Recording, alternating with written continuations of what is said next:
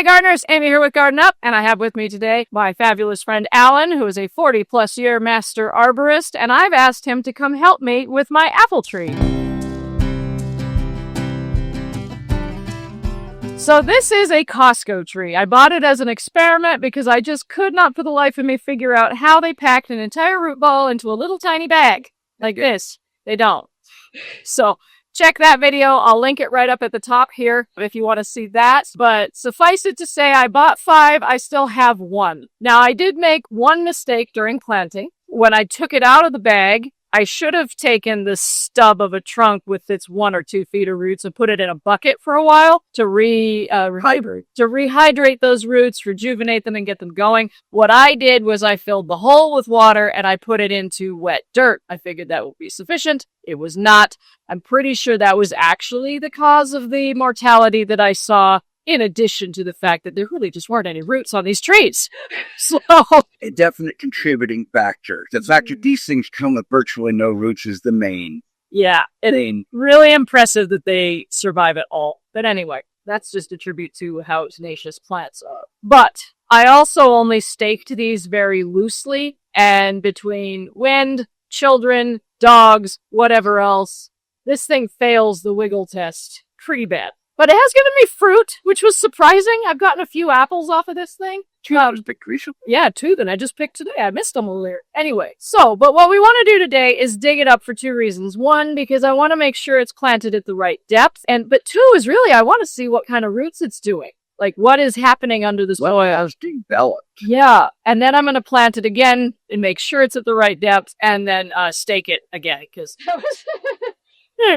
that's the main issue that's going on here. So, Alan, what do I need to know? What do I need to do in order to dig this up and fix it properly? Well, to start with, we're going to scrape away just a little bit of the surface so we get down to the root flare and see what kind of root system, if any, has developed to act as buttress roots and support to the tree. From there, we'll kind of move it out a little bit further and see how far out the root system has developed. And then we'll just get down to the digging. The fact that this tree has just this much wiggle in it says it really has not developed any kind of buttress roots, any kind of support structure at all. So that's why I want to gently dig downward to see what kind of support structure it has at the root flare, just to see how is it developing.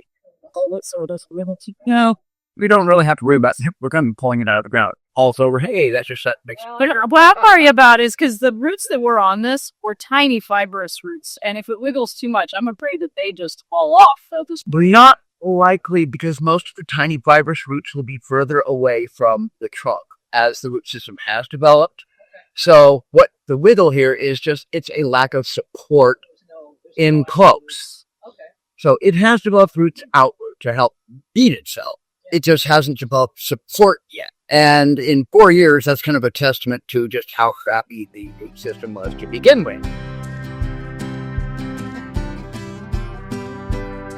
So far, we've uncovered what is definitely a root. I don't know where it's coming from just yet, but it looks like it might be one of the ones developing off of this. The grass has been exposed along with adventitious roots that tried to plumb and help support the tree.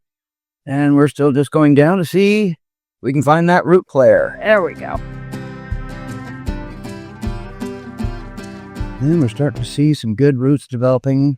Dealing with a little tree like this, we do want to be gentle. You're starting to see, I'm pretty certain one is coming off. He's coming off of this side, but I can't quite tell yet. Where are you from? I think that's a root coming from another tree. Yeah. It's the maple. That's maple because it doesn't have pine stems. There you go. Oh, trusty. If it was a pine, you would have no mistake. Right. It would smell like the pine. All right. Well, yep. This poor little guy not have much. There were no anchor roots at all. Like, it was literally the trunk, maybe a flare where the roots were all cut off, and 1 or 2 feeder roots, like adventitious feeder roots. That's all it was. Well, you can see it really hasn't developed much. It's got some anchoring to it because it doesn't just pull right up. Right. It's trying. It's given it its best. Yeah. But looking at how far, we're looking at here a substantial root compared to everything so far, and it's tiny and not very far out. Yeah. Actually, at this point, with this one as our guide, we can probably dig about 1.5 feet off the trunk all the way around and really not risk damaging this tree at all. If I angle the shovel this way.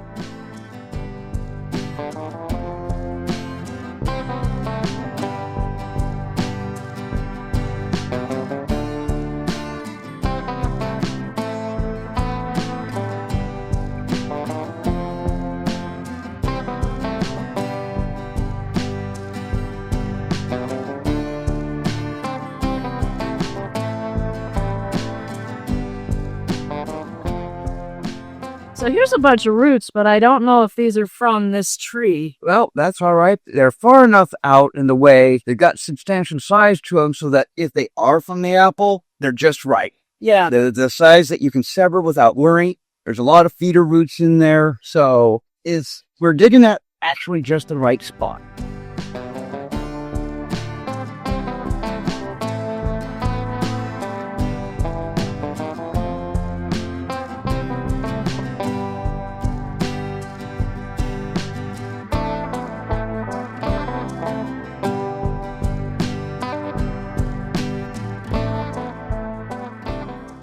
If we just leverage it up with the shovel, would that do it? Or is that... It feels like, yep, there's still at least a couple more anchoring it from the underside.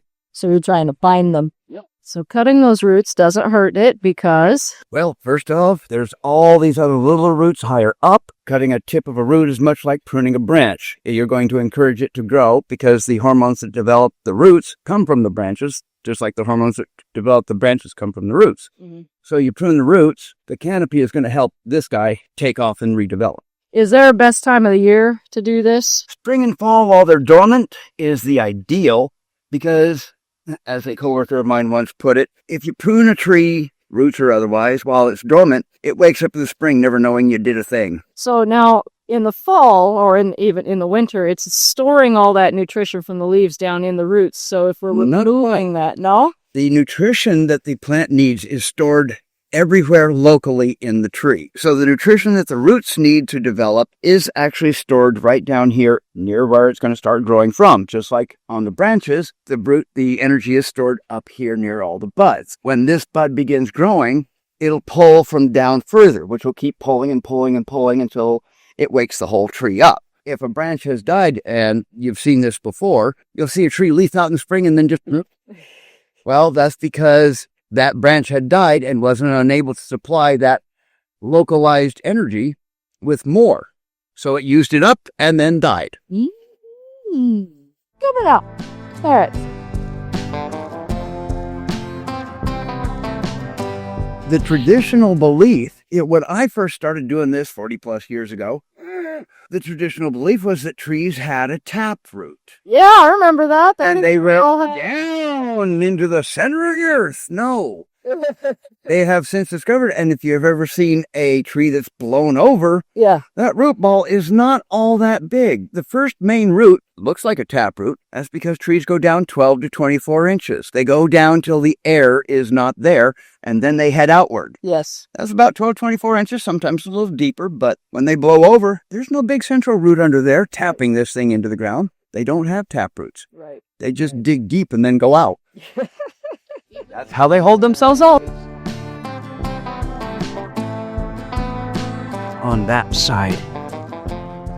Where can I be helping and not in the way? I would say if you could just shovel that side and do some root pruning. All right. Because that's the side still holding. Oh, I felt that one. Yeah, I think that was it. Yep, there's one there. Well, there. There it is. And down deeper. Down on this side. Right here? Yep, I counted. First.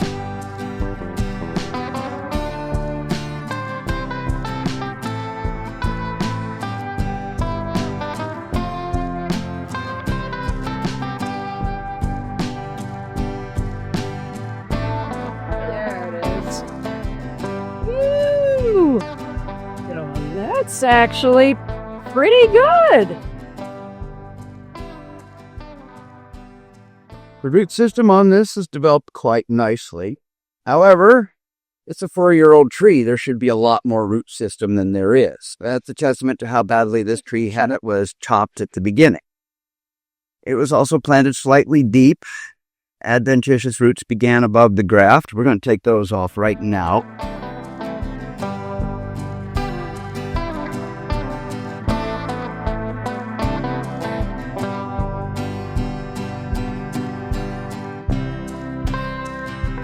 All right. Well, we're at the ideal bare root stage for planting a tree. This is what you should be seeing when you get it new from a nursery. Yeah. This is ideal for a brand new tree.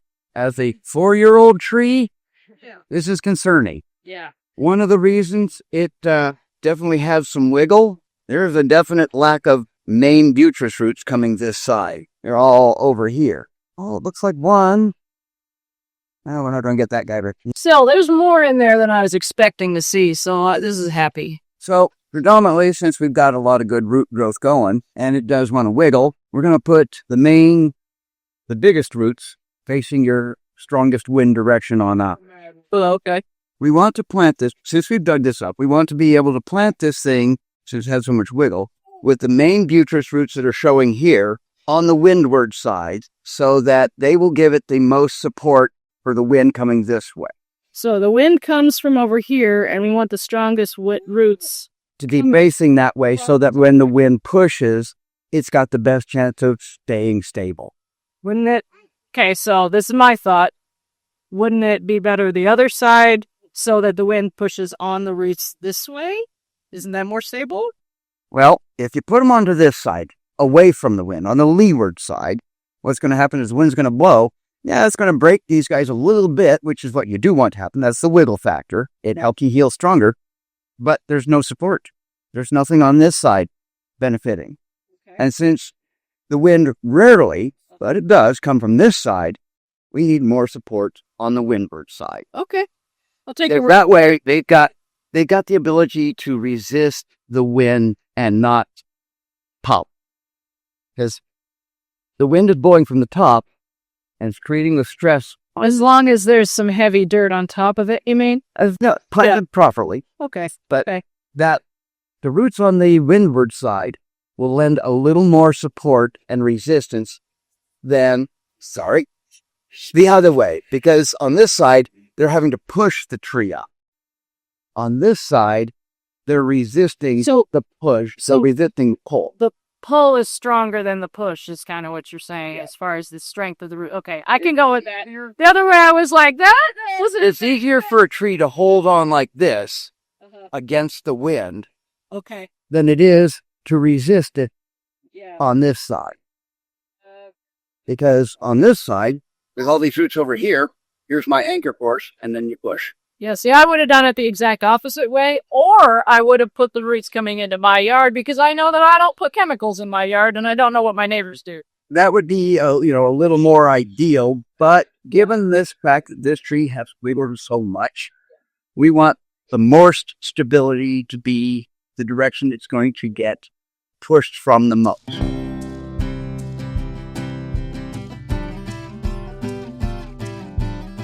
What's amazing is I think I've watered back. Well, no, I did get it some water midsummer. I noticed things right there, Steve. I was like, I hardly ever get water back to this corner of a tree to survive that. We're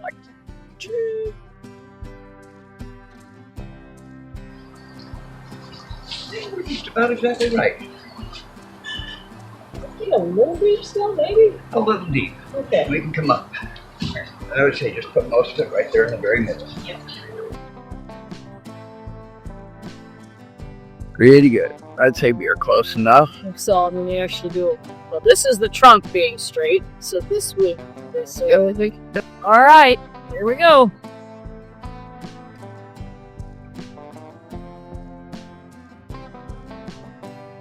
All right, ready?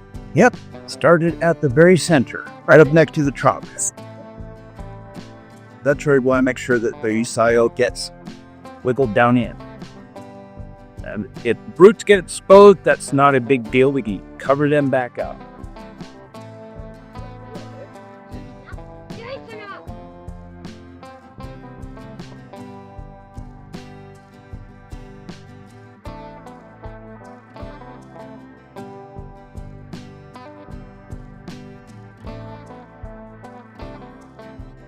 So, next the stakes, yeah?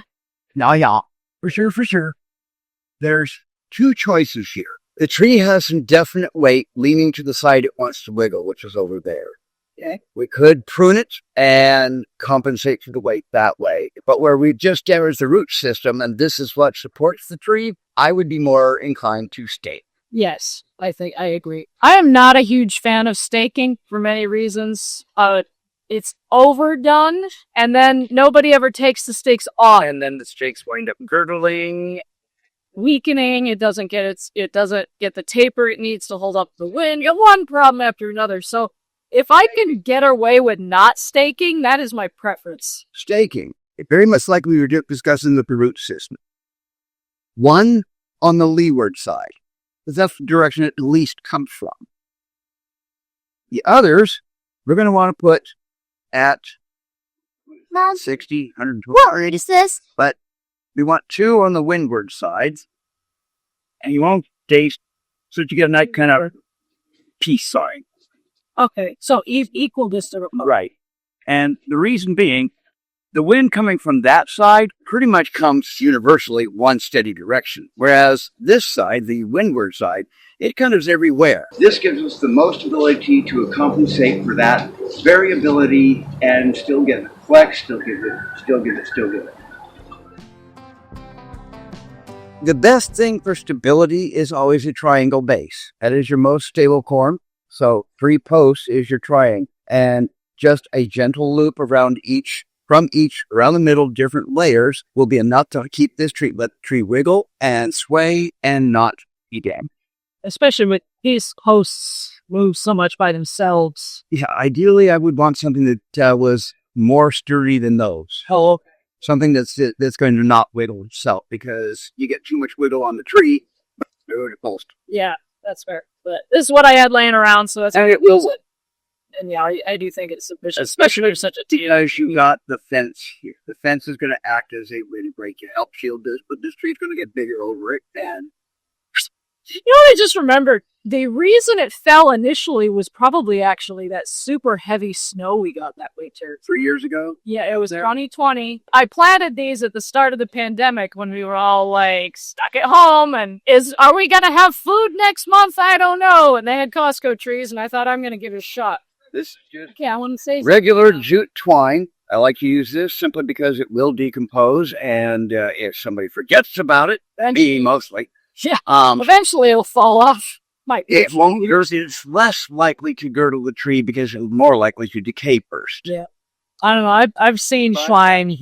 Yep. Seen twine girdle in trees before. Does that happen? Likewise. Yeah.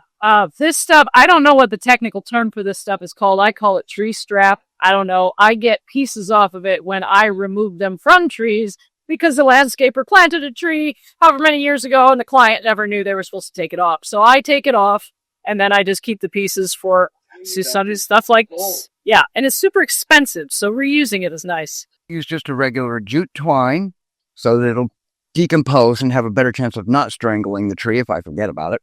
I tie a knot in the end because that's going to act as a lever when I pull the tree to add tension. You go around the tree, around your post. So make a loop because that will help you cinch it up tighter, easier. And you just go around the trunk once, around your post. And here's where that loop comes in handy. I can use it to adjust the tension. I'm going to start with it being really loose because when it's all said and done, we want there to be just enough tension that it's tight without it being wiggly, if that makes any sense. On to the next two. Once again, simple loop. If fingers want to cooperate. Around the trunk at a different height.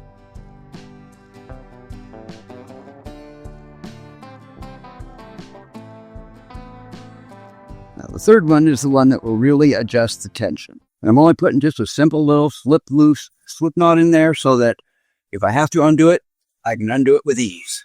Now, this third one, when it's set right, watch all the strings tighten up at the same time. And when they're all just kind of tight without being sagging, you got it just about right. It works a little better with poles that are a little more stable, but you can see when the wind blows, everybody's going to stay right where it needs to be. Now, is this likely to slip? There is a possibility, but as long as it's not going all the way to the ground or anything like that, it's fine. Yeah. If they wiggle up and down, it just means you're not going to deal with any compression up there. Yeah, that's actually a good thing. Yes. If you need it to be a little more steady, several little things that you can do.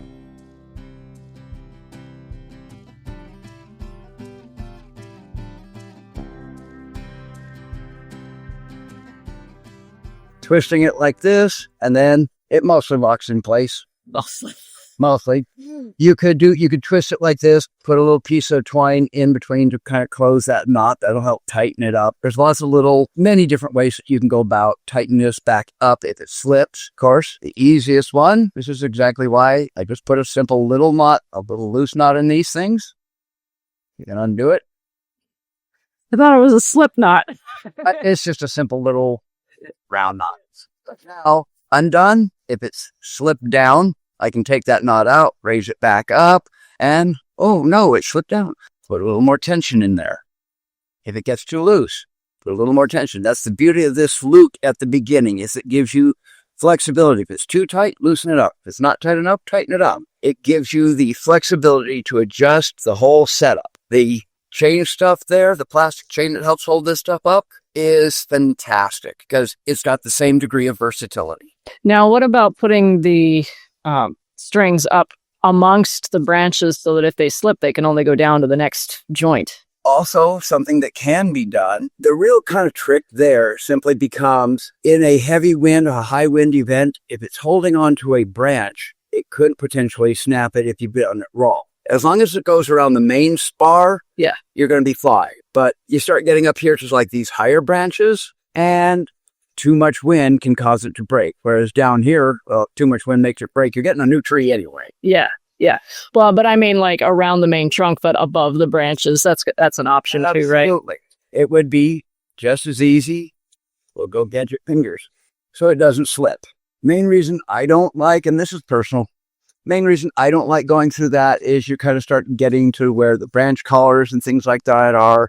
I don't like to cause grief to branch collars just because that's the part that's developing to hold the branches on. Does it really hurt them? Well, if you leave it too long, there's my main reason. Mm-hmm. This come off in a year. Yeah. If not sooner. Hopefully. And there it is. Stake tied and ready to go.